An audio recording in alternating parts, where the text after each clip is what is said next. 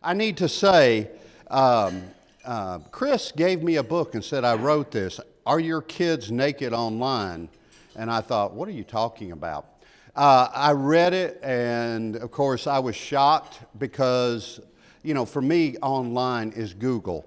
So our speakers today, and they're going to be talking about ways to protect our kids, Chris and Lisa Good, both of them are here today, and you have a brochure on your table. They have been married forever. They have 4 kids. By the way, that little kid that I saw, he wasn't even born yet, is now, what, off at college? 20. Yeah, so 20 years.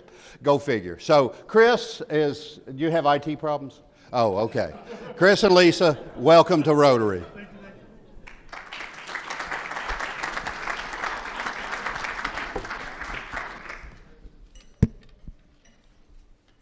I have to get the cheat thing ready. Everyone should have a script thing, right? Ready? Okay, thank you for allowing us to speak today. We've been blessed to serve Hendersonville for over 21 years with our IT company. Do you recognize anyone here from 1998? There's Keith Denon and there's Brenda Payne. Today, while we still do all our IT stuff, I'm also a mom on a mission. Sorry guys, it's not working. The tech person has tech issues.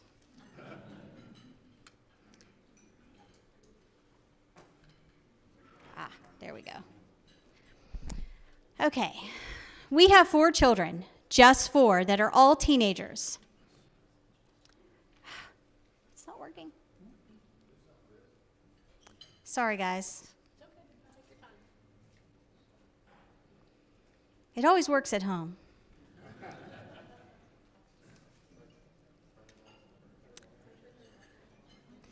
Okay, so I'm a mom on a mission.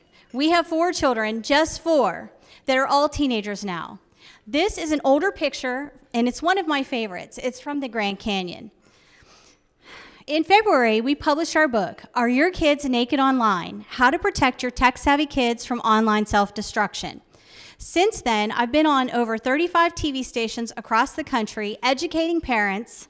We've also had the privilege to speak at NASDAQ, West Point, Harvard, and Coca-Cola. So everywhere we go, I'm always asked why. Why did we write the book? Well, there were many factors. One of the factors was in our 20-plus years of business, we've had the opportunity to work with celebrities, politicians, business owners of every size and every flavor across the country. It's still not. No, it won't work. Can I get my paper? Okay. When all else fails. Old school. I'm used to talking to moms and TV people.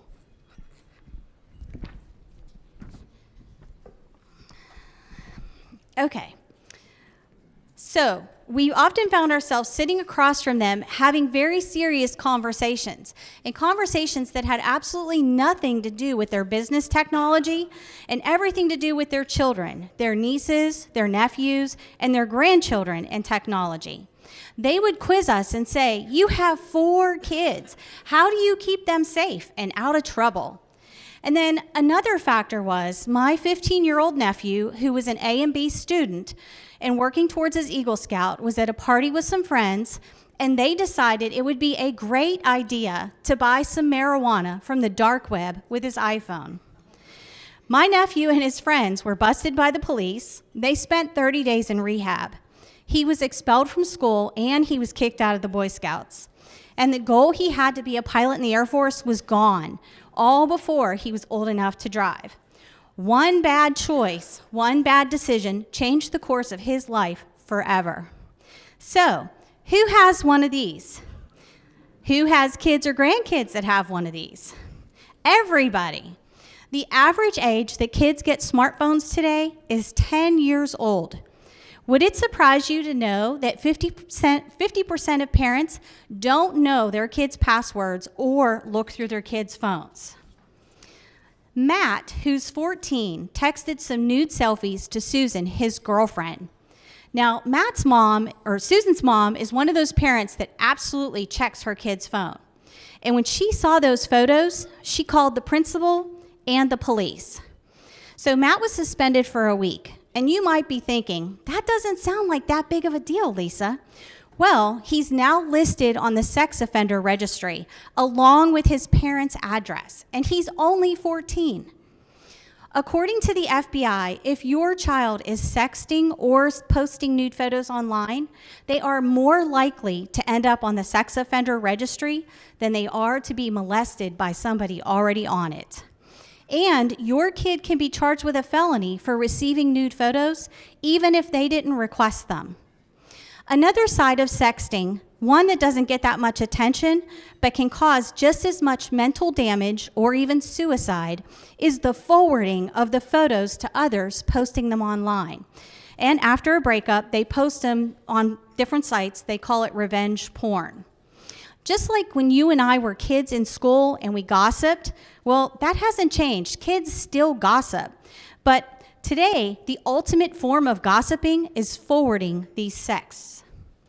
Now, while you would think that girls are the main culprits of this, boys are just as likely to forward the photos or post them online as girls. And when breakups happen, sometimes bad things happen with those photos. They can be uploaded to revenge porn sites, pedophile sites, or used to humiliate and blackmail the other person. Now, most states, including Tennessee, have some type of revenge porn law. However, the law doesn't tackle these two issues. Number one, how do you know if someone posted your photo to one of these sites?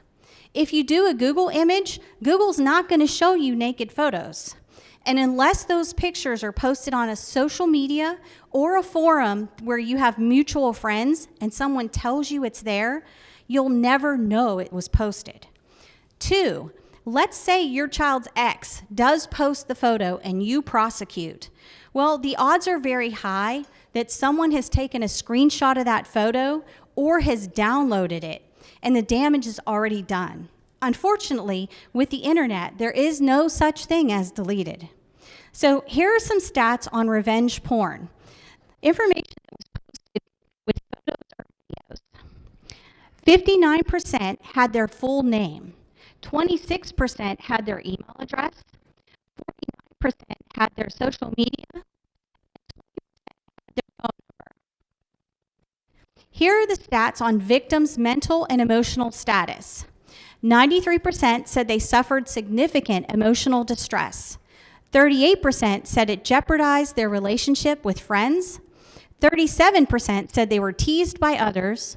49% said they had been harassed or stalked online. And 30% said they had been harassed or stalked in person or over the phone. So let me tell you about the newest thing that kids are doing after a breakup, and it's called over you revenge sex. So basically, one of the parties calls the other with FaceTime, and when they answer, the ex sees them having sex with someone new. So unless the child, the victim on the other end, starts a screen recording, they have no evidence or proof that they can go to anybody and tell them what's being done to them. So I know you might be sitting there saying, my kids or grandkids aren't doing that. They would never do that. Well, let me show you some statistics of kids ages 10 to 17. 4 out of 5 kids say they have sent a sext. 3 out of 5 kids say they have forwarded a sext without permission.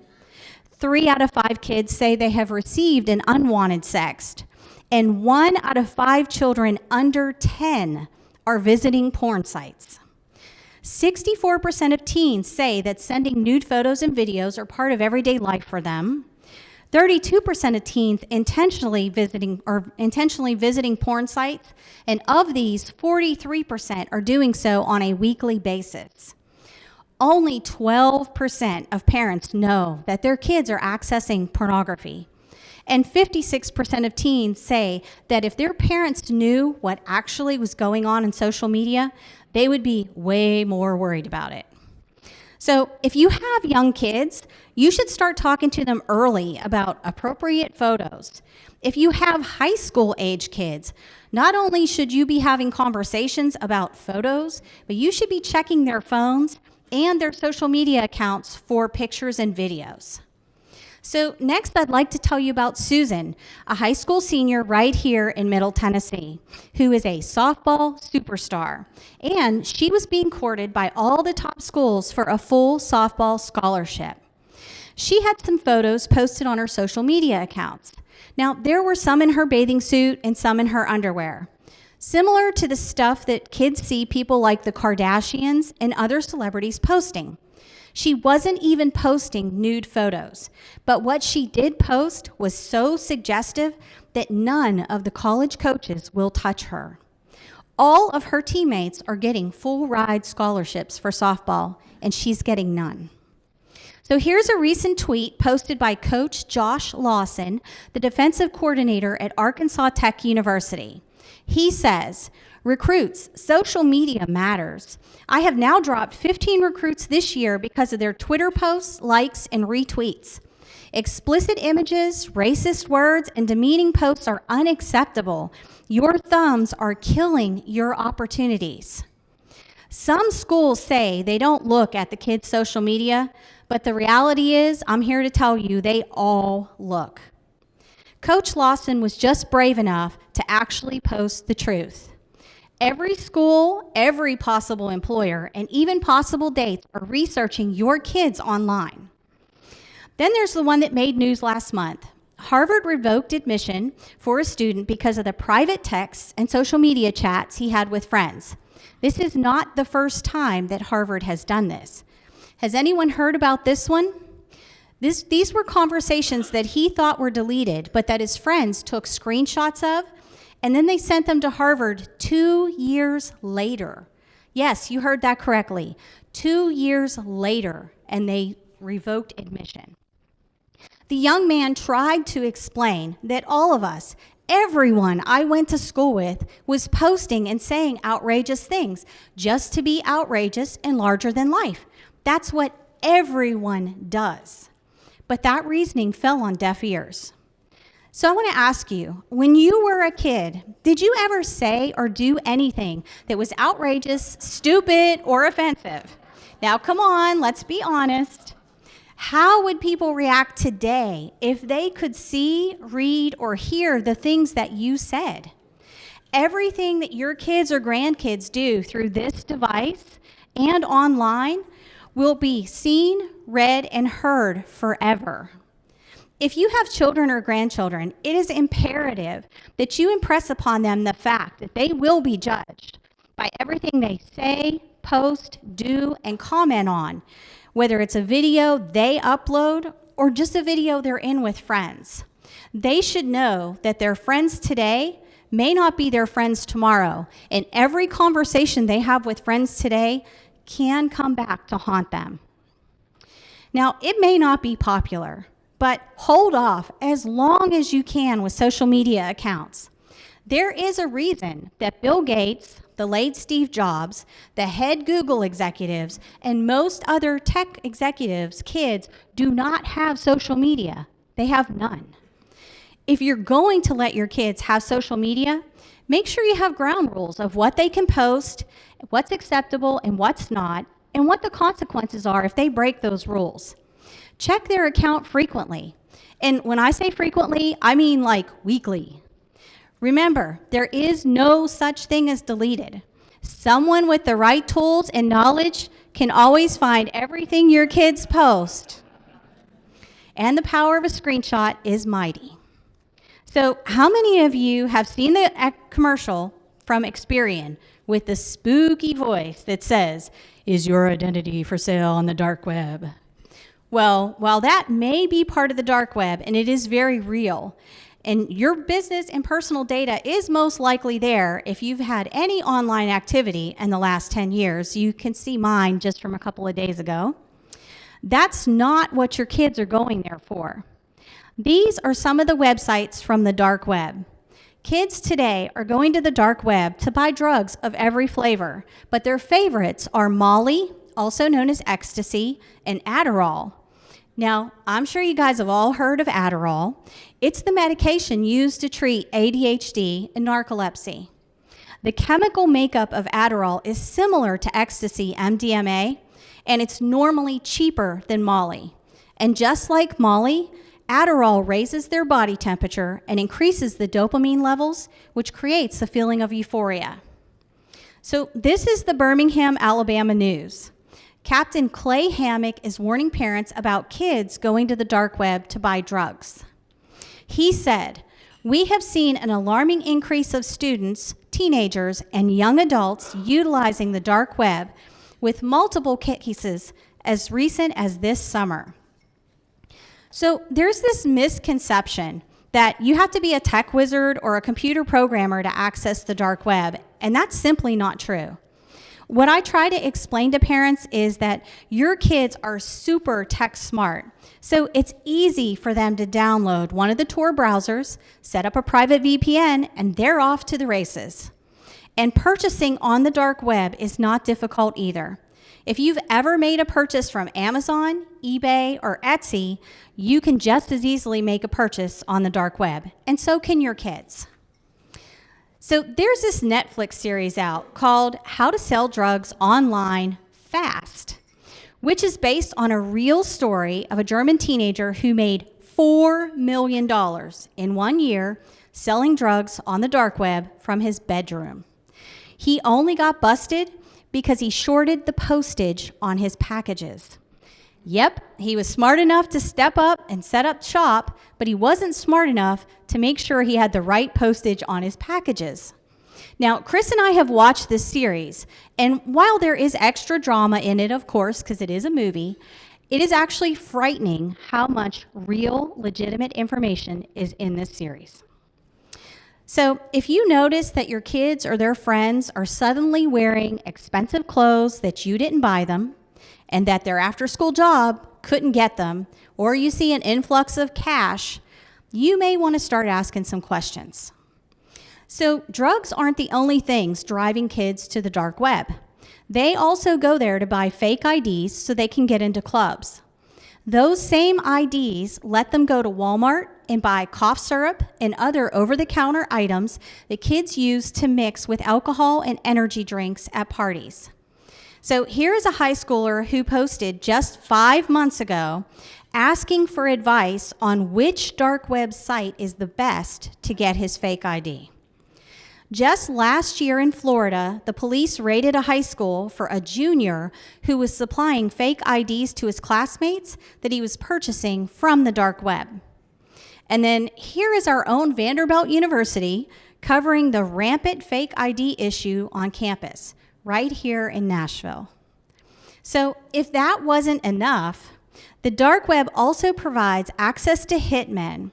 Here are just a few listings in a dark web directory, which is similar to the Yellow Pages, what you use at home to find stuff. They can also hire hackers to help them change their grades or teach them how to hack and how to hack into their school network. This is another listing from a dark web directory. There have been multiple students suspended or expelled for changing their grades or hacking into the school network. So here are a few recent examples that have made the news. The Florida and New Jersey kids are being charged with a felony, and the teen in California had the lovely surprise of the local police and the FBI coming to visit. And when I say visit, I mean they actually busted in his door. They had 10 to 11 officers for one teen. The video of this is absolutely incredible. The news station obtained the security footage from outside his house. This happens more frequently than it makes the news, and understandably, school districts would prefer to keep this quiet. And I completely understand that. So here are a few stats on teens and their internet habits. 78% of teens say they clear their search history or cookies on their browsers, basically so you can't see where they've gone. 48% of teens say they use private browsing features, again, so you can't see what they're doing. 67% of teens say they intentionally hide their online behavior from their parents, And only 28% of parents have software or hardware in place to filter and restrict website access. 53% of teens say they can and do bypass the software and hardware that parents have installed. So this would include the equipment that you get from Comcast, AT&T, or that you've purchased at Best Buy. The only equipment that your kids couldn't bypass would be business-grade equipment. And I'm telling you, if your kid can bypass that, have them call me for an internship. No, seriously, if they can, they are way beyond where they need to be, and you probably have a problem. So here are some of the dark web browser icons, such as Tor, which looks like an onion. These are only a few of the available dark web browsers. If you see any of these on your child's phones or devices, like their computer, their tablet, or their laptop, please call a professional before you take action and before you sit down with your kid. You need to have someone come in and see what's going on that computer. So, all right, does everyone know what a meme is? Okay, for those of you who don't, it's a humorous image or video that's copied with slight variations. It's posted online, and it usually spreads rapidly. My favorite is the Starbucks one. That's me, and that's why I don't drink coffee. So now I'd like to tell you about Gabby, a sweet 12-year-old girl who was bullied in school and on social media, especially Snapchat, about how she dressed and how she talked. There were memes created about her, even one that showed a gun pointed to her head that said, "Just do it already, nobody likes you." One Sunday morning, her mother went to check on her because she hadn't come down for church. Her mother found her in the closet, hanging by a belt, dead. Several of the bullies are being charged in her death, and they rightly should be. This isn't just a random occurrence. It happens every day. It just doesn't make the news unless the parents of the minor speak out. Suicide is the second leading cause of death in kids ages 10 to 24, which coincides with the use of social media. If your kids have social media accounts, you should be looking at what they're posting frequently. And again, frequently is weekly. If you notice any changes in your child's behavior, whether it's a sudden shift in grades, their attitude, or their friends, you should get very, very curious as to what's going on. It could save your child's life. Don't just chalk it up to it's just a kid thing, or they're just that age, or in that phase. And you should have all the passwords for your child's phone and every social media account they have. You should also log in with those passwords occasionally and make sure they actually work. Because if you don't have the passwords or you have the wrong password and something happens to your child, neither the mobile phone company nor the social media companies will give you access to their accounts. And if your child is 16 years or older, good luck. Takes a huge ordeal to even attempt it. You'll have to get a court subpoena, you'll be fighting with the companies, and they stall. We know several families that lost children to suicide and have spent thousands of dollars trying to get access, and they still haven't won that battle. So this last one isn't so much a horror story, but really a warning to parents, especially those with girls. So how many of you use geolocation apps or location services so that you know where your kids are? If you're using those, great. You should be. Because of all the kidnappings that go on, even with college-age kids, it's really critical to know their last known location, even if you only use it in an emergency. But with that said, kids are using these apps to counter-spy on you. It lets them know where you are so they can sneak out and make sure they're back home before you get home. So just a word to the wise. Make sure you know what's going on. So while we're talking about apps, has anyone heard of a secret app called a Vault or a Ghost app?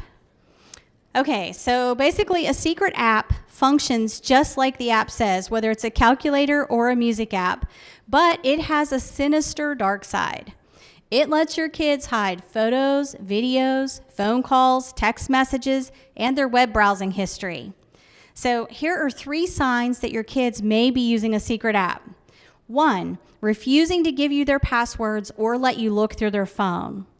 2, having 2 or more of the same type of app, like 2 music apps or 2 calculators. So the favorite secret app of choice is a calculator.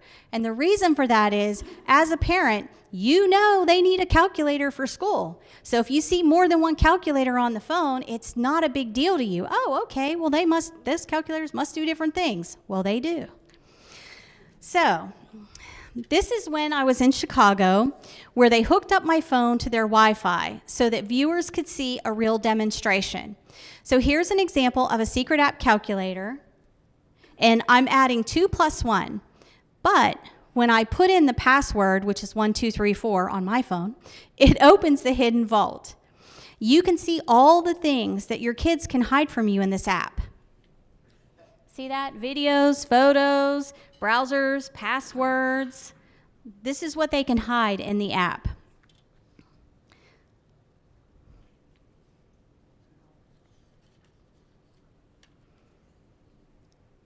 And then I have a picture of my dog in there, and because I had to have a picture in there. And then here are some of the settings. You can see there's a decoy option so that if you catch on, which the schools will sometimes, some schools will send out a thing that says, hey, we've learned about these apps. So as parents and media catch on, there's a decoy option where your kids can give you a fake password to say, there's nothing in there, look, it's just normal photos. And then it has a break-in report. Have you gone that far? Okay. Okay. So now what I'm going to do is I put in some random passwords so that I can try to get in. So I've figured out this is probably not what it seems. But then what happens when I put in the correct password? See down at the bottom, the red thing right there? That's called a break-in alert, and it tells your kids that you were trying to break into their stuff. So this is a security feature, and what it does is it will take your picture and the time and every code that you tried to use. Now, some of these apps will actually email or text your kids to the contact that they put on file so that they know, or their friends will know, you tried to break into their stuff, and they'll let your kids know. So these security features are included on most of the secret apps available today. So number 3 is if you see your kids hiding their screen, if you see them shaking their phone, flipping it over quickly, or putting their hand on it when you walk into the room, they're using what's called the emergency close feature, which essentially means the app is closing and it's going to open something else, whether it's a web browser, their iTunes, or the App Store. So there's a demo here. I'm going to show you how this works. So pay close attention to my hands once I get it up. So basically, you walk in the room and your kid's in their secret app and they're doing whatever it is they're doing. And you walk over and say, hey, what are you doing over there? What do you got?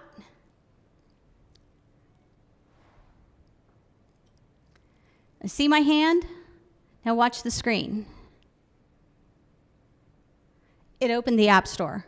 So the secret app is gone. So here are 3 tips to protect your kids when it comes to secret apps. Number 1, trust but verify. You have to have open conversation, but I promise you, you have to check their phone. 2, check their devices for any of these icons. If you see one, get them to open it with you. Find out what's in there. So I have a demo of how to check the phone. So basically, I always tell parents, it's a covert way. Grab their phone, have them unlock it, go to the App Store, and type in Vault App or Hide Photos. And basically what's going to happen is anything that comes up that shows you that it's been downloaded on an Android, it'll say Get or Open beside it instead of the thing. That means it's already on your phone. It's on their phone. And don't just look at the first few that come up. You need to scroll because there's hundreds of these. And they're not just calculators. There's navigation apps, there's calendars, there's chat apps. There's many, many, many of these. So my last tip would be use monitoring tools and set up parental controls. Both Apple and Android devices have the ability to enable parental controls without special software. However, the issue with that is most of these apps are rated for ages 4 and up or everyone. So even with your parental controls and you think you're doing a great thing, your kids can still download these apps, which is why monitoring tools are essential. They'll alert you anytime your kids download any new apps, and you can monitor their social media. So I tell parents all the time that this right here, this iPhone, is not just a phone. This is an HD video camera, and it connects to the World Wide Web. And it lets your kids have access to go and do things and see things that you'd never let them do in your home. So you wouldn't just give your 12 or 13-year-old the keys to your car and say, "Here you go, sweetie, go have a great time." Well, this device has more destructive power than an automobile. This device, it can ruin your kids' lives, it can ruin their friends' lives, and it can even get them killed. So hopefully by now it's obvious to everyone that kids and smartphones can be a deadly combination. And we've only covered about 4 or 5 chapters out of the 14-chapter book. So again, I'm a mom on a mission, and my goal is to do 50 TV appearances a year to educate parents across the country on the dangers of technology and how they can protect their kids. When I'm not out on tour, I would love to be a guest speaker for any size organization, whether it's a church group, a PTA, or neighborhood organizations, anywhere where I can help protect kids and preserve their future. So today, as a gift to our fellow Rotary members, and today only, we'll be giving out a free copy of our book to everyone that would like one. Thank you again for the opportunity to speak today. And if you want updates, if you'll text this phone number and type kids in, we'll make sure to put you on the list and update you to anything new that's going on. And thank you guys again.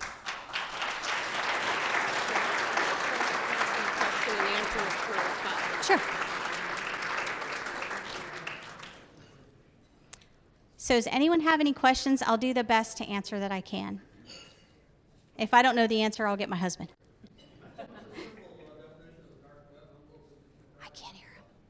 I can't hear you. I'm so sorry. Oh, a simple definition of the dark web. The dark web was actually created for our government. It's used a lot in overseas, spies, also for people that, say in Iran, that they can't communicate.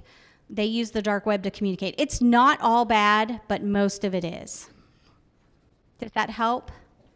There's a lot of illegal stuff. You can buy guns, there's a lot of pornography, there's sex trafficking, there's chat forums. It's actually a really dark and ugly place, mostly.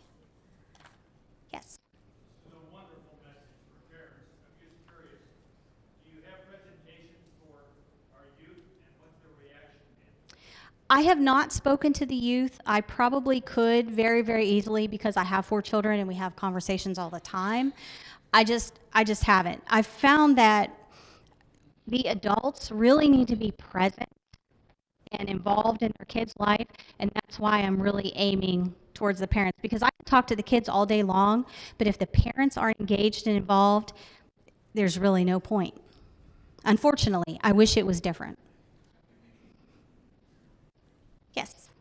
Can you help me understand how these dark web companies are invisible to law enforcement in a way that I can understand it? I'll let the technical geeks speak to that one.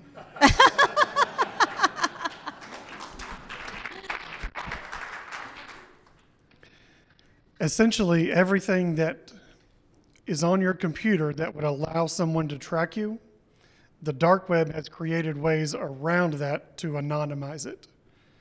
So if you were to drive from here or walk from here to your car, shortest distance is a straight line. But on the dark web, it would send you over here and then over there and then over here and then over here and then over here before you finally get to the car, but that's what you asked for. And there's so many different ways that it takes you to get there that are all anonymous. That's what makes it hard to track. I can't think of a better way that the enemy of our country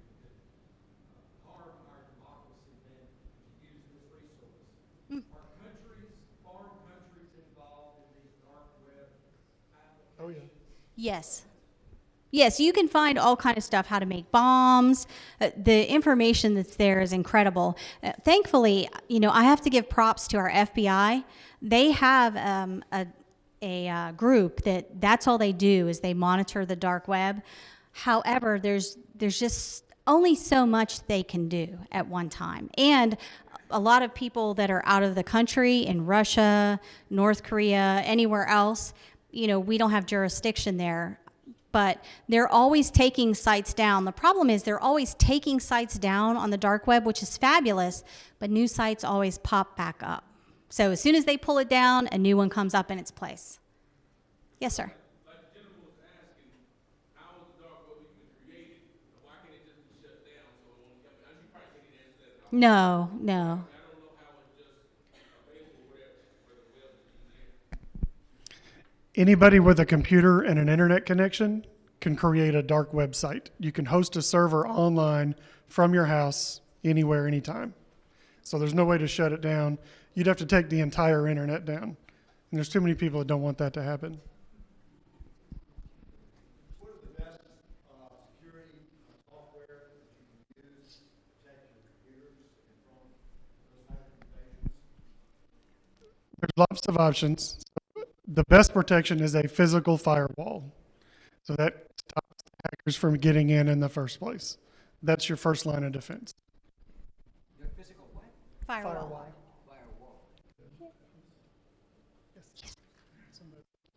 Which one of you ladies wants to go first? Go ahead. I'm into kids and I love older kids. Mm-hmm. And I'm telling you, working with parents is just a fraction you can do. Because everyone can know as soon as kids turn teens age, parents most of the time lose authority over them. But the coaches, owner of the business, just people somewhere, they find. Right. Found someone who can understand and they're going to. And I'm thinking, what if, coaches during the final decision, okay, you're not getting scholarships, you're not going to college. Why we don't educate coaches at high schools and middle schools? They're like giving them advice, say, hey, you are future stars. Make sure you be careful. I will tell you examples. I will tell you what can happen because 90% of those kids don't listen to parents.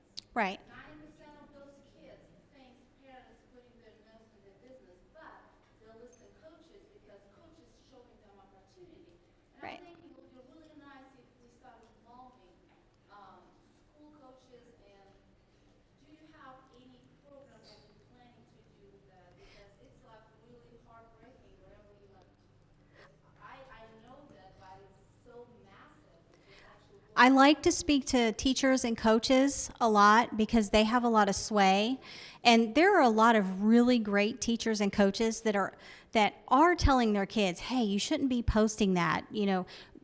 I know of a school in Franklin that they've told their kids, if you're on this team or this team, you don't need social media. And if you have it, they rank them down. I won't say where that is, but they, even if they're an A player, they move them down to where they're not an A player because I get it. Why have an A player that's going to ruin themselves? So, yes. I'm just curious on how these kids are getting items off the dark web and how they get to your home, like postage-wise, like. Oh, that's so funny. Point A to point B without Being noticed? or being inspected. Well, they don't inspect a lot. I mean, think about the massive amount of stuff that moves through our country, through UPS, FedEx, and even the Postal Service. So a lot of times what they do is they'll buy cash gift cards. So your kids don't even need Bitcoin. If you know anything about Bitcoin, they don't have to have Bitcoin to buy on the dark web. That's another misconception. They can buy gift cards, Amazon, Target, Walmart. You just buy a gift card with cash, so it's not trackable. That's how they make their purchases. A lot of the dark web vendors are saving their Amazon boxes and they're shipping their stuff in Amazon Prime boxes, which I think is hysterical. I mean, I know it's really not, but it kind of is funny. If you think about it, it's kind of funny. So I just have a weird sense of humor. But that's how, and they're coming to your house. So unless you're at home when the post office comes or the UPS comes, and you open every physical box, you really don't know what's coming when you're not there. Thank you. So, thanks, guys. Oh, if you want to ask anything else, I'll be at the table. Give them a great big round of applause.